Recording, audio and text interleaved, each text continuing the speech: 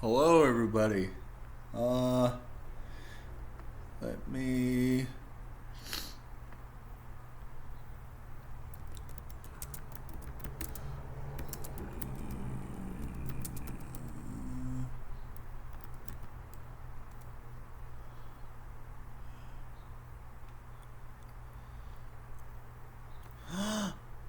Is that.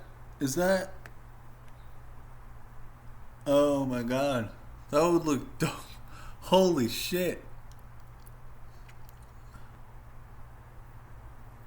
Alright.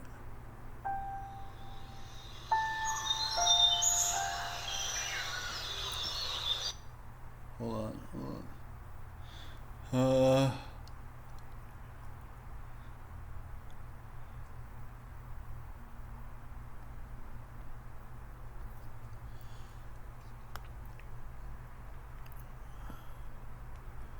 Yeah, this one. This one's it.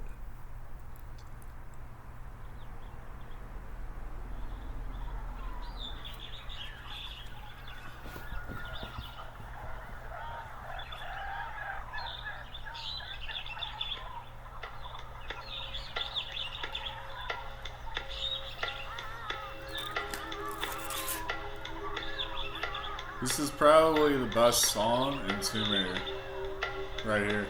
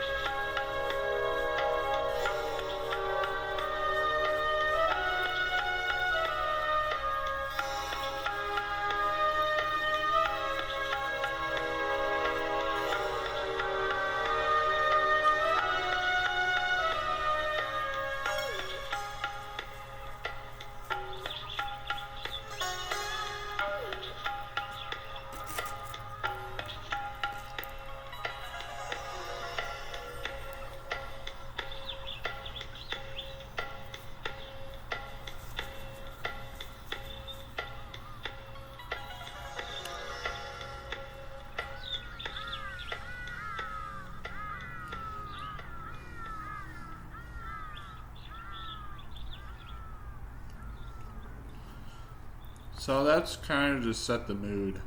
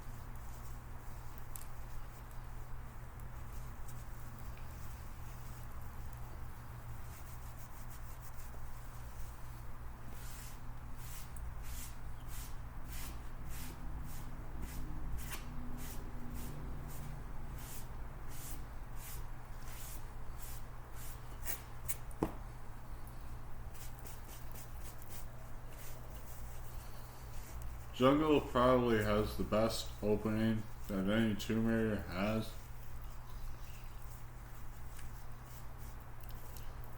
Just because of how much it offers.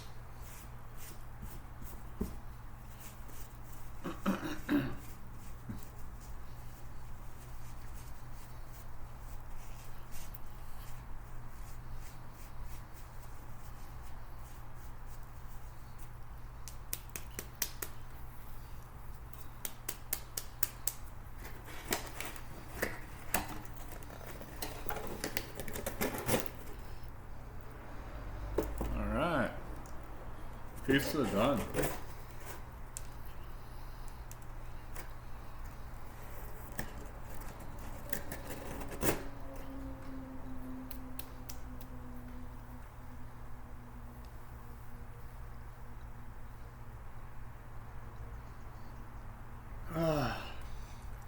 Jesus.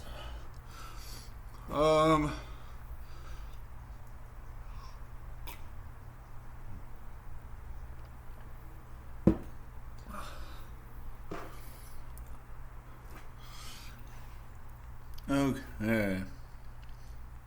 So yeah, that's kind of to set the mood. That's the best song of the game, and it comes in the first level. So we are in India, and we are reviewing the jungle. All right, here we go. The opening cutscene shows a meteorite crashing into a dense swamp/jungle area and burns everything in its path and obliterates trees. The crocodile looks in horror as everything is obliterated. The jungle is revealed to be Antarctica, and we cut to the present day. There are drilling machines and a generator that breaks. They finally pull it up, find that the machine is broken, and get some weird readings. And two people go on a snowmobile to Site 2. They find a Polynesian statue, a moai, and find more. An explosion goes up and reveals a cross with the name Paul Willard, who was on the HMS Beagle. And the game goes to the main screen. The music for the opening cutscene fits the mood. It is mysterious yet intriguing, and the regular game music, when selecting the main menus, is the best rendition of the main Tomb Raider theme.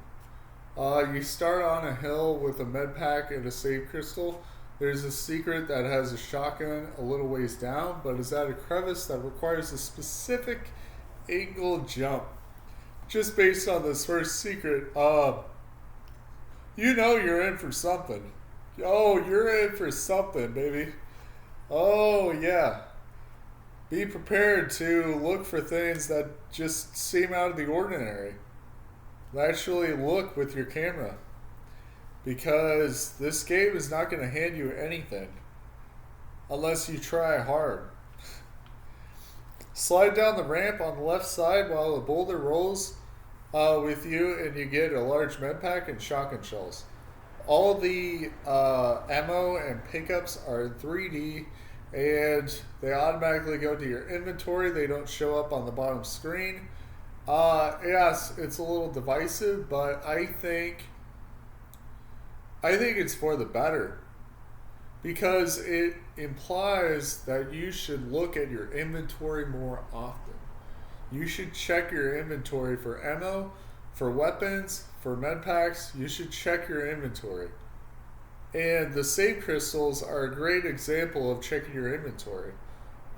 They help you to kind of get with the mechanics, to get with the inventory menus and screens, to kind of look in places that you wouldn't normally, because you simply got a counter on the bottom that says you got it.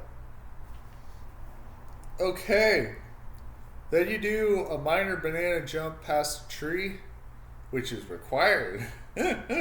A move that was used to skip the opera house and was necessary if you wanted to get no meds, is now required in this one instance. And you slide down the ramp on the left side while a boulder rolls. Then you do a minor banana jump past a tree, go further to a green canopy, and get shotgun shells and a floating save crystal. The challenge that I pursued was to not use med packs and not save unless it was at the end of the level. So save crystals in this game can be collected. You can save whatever you want, but you have a limited number of saves throughout the entire game. This strategy, this decision makes you save crystals and makes you do the harder challenges without saving. So it's up to you to save. I like that it's up to you to save. It kind of combines the system from Tomb Raider 2 where you can save anywhere and the system from Tomb Raider 1 where you have to save at specific spots. It's a nice it's a nice cohesion that is really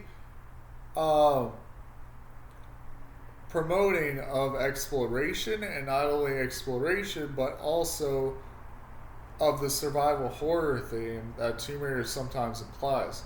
You gotta save your ammo. You gotta save your crystals. You gotta save all this stuff. And in this game, you do have to save your ammo. Oh my gosh, you do.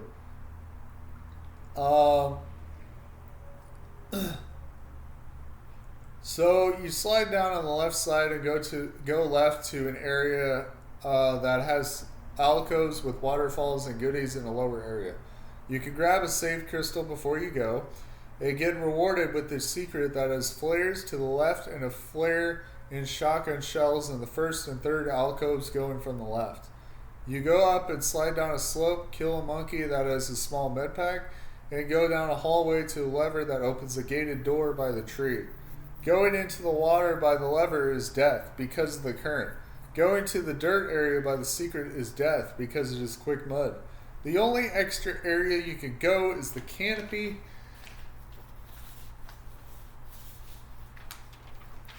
By the dirt area with some tricky maneuvering. So also the PC version has these green crystals that you don't collect and that automatically refill your health to full. I think it's BS that you have that in the PC version and you have the normal save crystals that you collect in the regular version. They should translate to and you can save anywhere, which misses the entire point of Tomb Raider 3 entirely. You are meant to perform.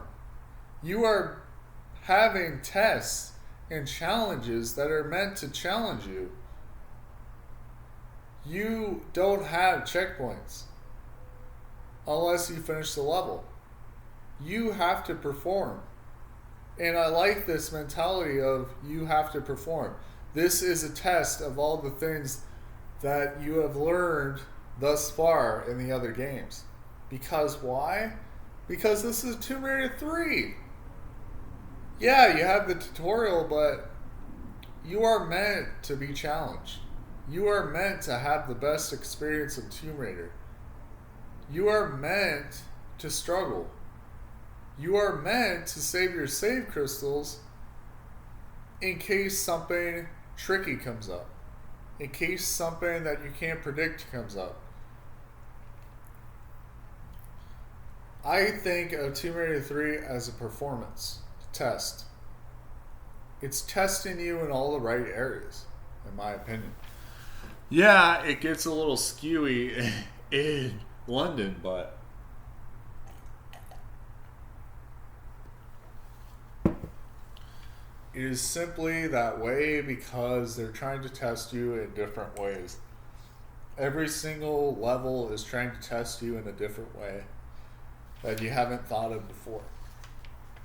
In this level, you can see the effects of rain on the water as ripple effects and on the quick mud as a living quick mud with continuous rising and falling. It's attention to details like this that really make the game stand out. Anyway, the door leads to an Indian-themed spike wall, which is wood, that you dodge after you pull the lever, in which you go into the doorway after you pull the lever and wait for it to go past.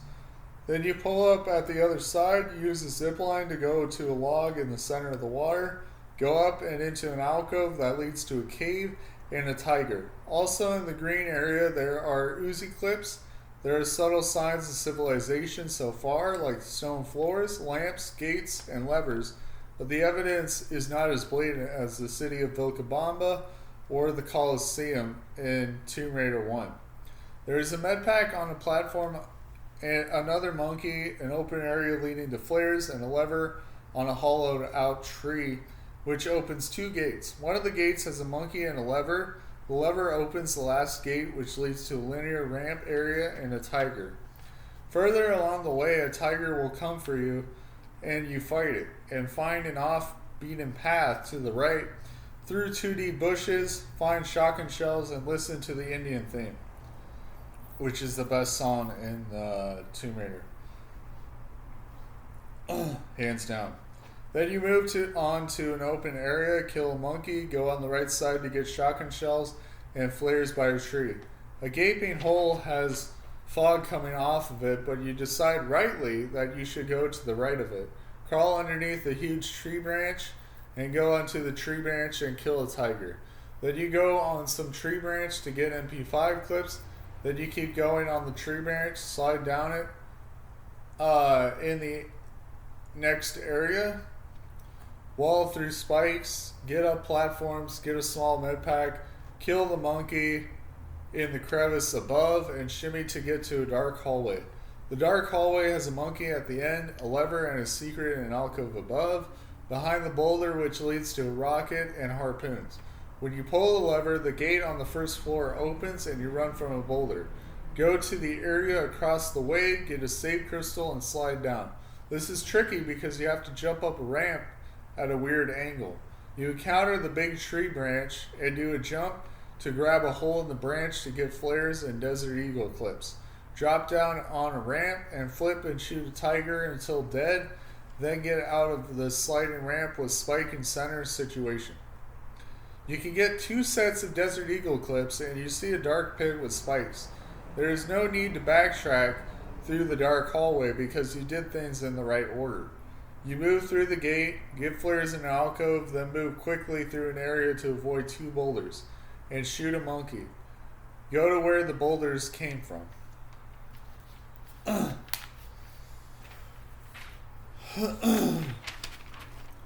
A boulder will roll down the ramp. When you get by the hole that has a branch, a med pack by it, the hole has the 6th and final secret, but you must drop down below the branch, pull up, and go to a tiny hallway that has a safe crystal and flares. You get out by doing a standing jump, turning around, and doing another standing jump. You go to the river, go on the right side, see the water, go into a wall, and see Uzi clips. You go on the left side and see a floating branch with a branch above that is jutting out with the lever on the wall. There are 2 options. The one I usually take is the one without the lever. Just an underwater gate that leads to 2 levers that are lit by monkey torches. One lever opens an underwater gate that leads to the next room, and the other lever opens a door in the next room. The next room has flares in the center column, which is surrounded by water. The door you opened is ahead, and you pull a lever to flood another room, and you get the puzzle music. You go, which is also the curiosity music. You go into the area filled with water and go up onto a platform by the waterfall, go up a wooden ladder, go outside on the bottom level beforehand, jump on climbable slopes to a save crystal. Up the ladder, you go outside, jump on the left, jump to a hallway, and pull the lever which opens the gate at the bottom level. Woo! You go through the gate and swim through a large hallway until you find a rectangular opening that leads to a tiger in a small area with MP5 clips and flares on either side of the monkey statues. You go up a ladder, shoot a monkey immediately, and grab the Indra key. Then you go around to a place where you can drop and kill a tiger. Then drop below, go to the right side of the gate, place the Indra key, go through the gate, and quick mud, and a cutscene plays. You are in the dark the entire time, so navigating through the quick mud becomes difficult. The cutscene shows Laura stumbling upon a campsite, and she screams to get anybody's attention, which she gets Tony's attention. Tony is annoyed by her presence and says he was with Randy and Rory at the temple. He told them not to touch anything, but they presumably did. He packs his stuff in a bin, says that the artifact we are looking for is in the temple, says not to die in a sarcastic, quirky way, and falls down to a lower level somewhere, while Laura has her arms crossed looking at the temple.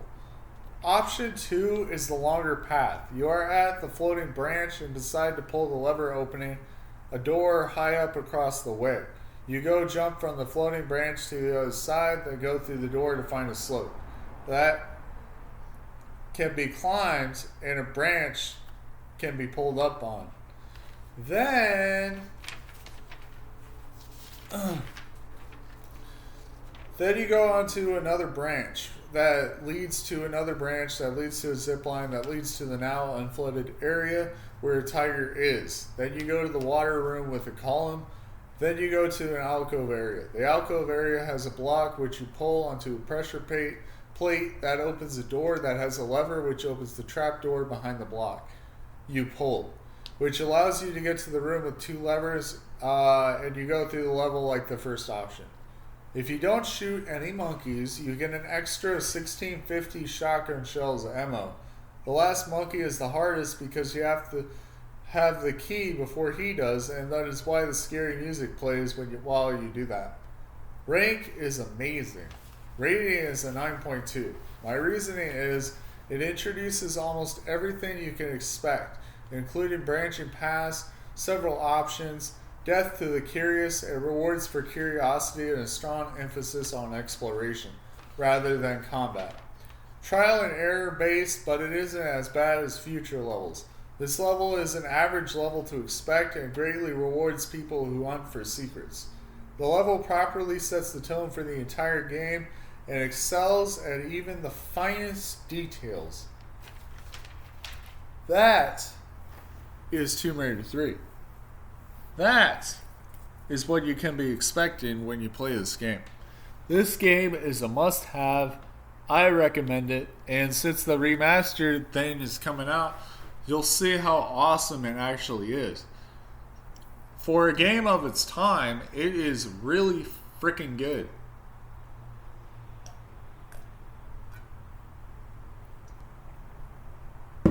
It is basically the peak Tomb Raider that you've always wanted. And peak Tomb Raider, when it's at its best, is really good. It's almost perfect.